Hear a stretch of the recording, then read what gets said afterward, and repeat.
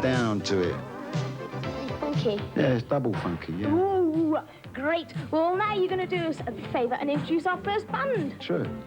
Their new single is called This Is the Shirt, and the band is called Two People.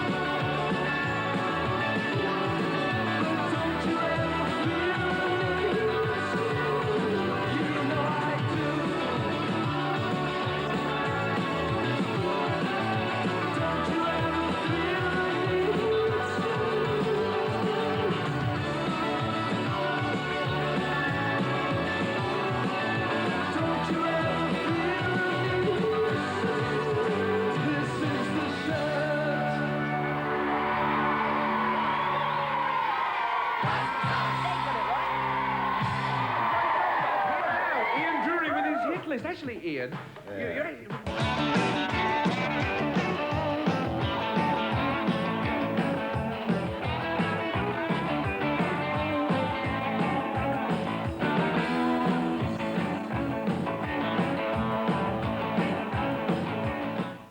Hello there, how are you doing? Welcome to this week's Pop Spot. Good. Listen, my guests this week are two people. And they are two people, if you see what I mean. If you don't see what I mean, hard look, and you'll find out later. You know the Sid Sausage Video Club T-shirts I've been on about for ages? Well, maybe in a couple of weeks' time, maybe we might be ready with them on the show. Maybe even next week if they arrive back in time. My mum hasn't finished knitting them yet, but we hope to be giving those away soon. But first, anyway, this week, let's have a look at the week's new singles, starting with this.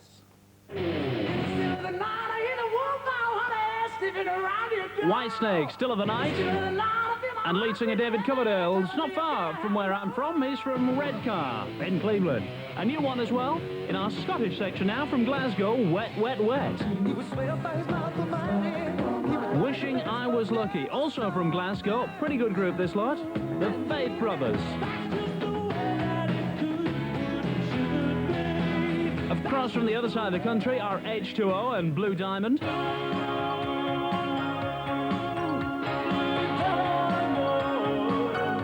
Okay, but let's go a bit funkier now with Vesta Williams' follow-up to Once Bitten, Twice Shy.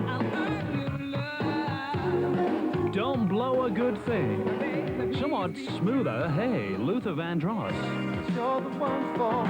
Hey, See Me. And here's a former New York cop by the name of Eddie Money, I Want to Go Back. And here's a lady who's brought out a lot of soul singles, Phyllis Hyman, Screaming at the Moon. Elton John's songwriting partner, Bernie Taupin, co-wrote We Built This City. The group has sang at a Starship, and here's their new one. Nothing's Gonna Stop Us Now. But here on the Pop Spot, time for another new video, and here it is.